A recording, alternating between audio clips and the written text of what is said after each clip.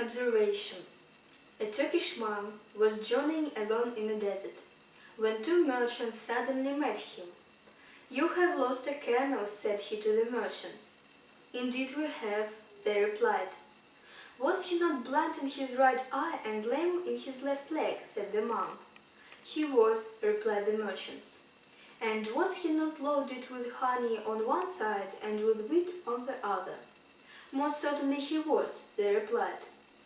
"And as you have seen him so lately, and marked him so particularly, you can in all probability conduct us to him." "My friends," said the monk, "I have never seen your camel, nor even heard of him but from you." "A pretty story, truly," said the merchants. "But where are the jewels which formed a part of his burden?" "I have seen neither your camel nor your jewels," repeated the monk.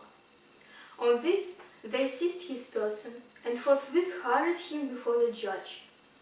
But on the strictest search nothing could be found upon him, nor could any evidence whatever be adduced to convict him either of falsehood or of theft. They were about to proceed against him as assessor, when the monk, with great calmness, thus addressed to Kurt: "I have been much amused with your surprise, and own that there has been some ground for your suspicions. But I have lived long and alone, and I can find ample scope for observation even in a desert.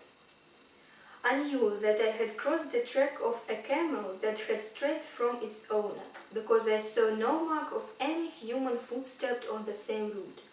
I knew that the animal was blind of an eye, because it had cropped the herbage only on one side of its path, and that it was lame in one leg from the faint impression which that particular foot had produced upon the sand.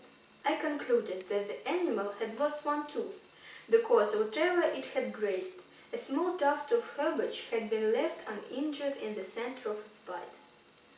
As to that which formed the burden of the beast, the busy ants informed me that it was corn on the one side, and the clustering flies that it was honey on the other.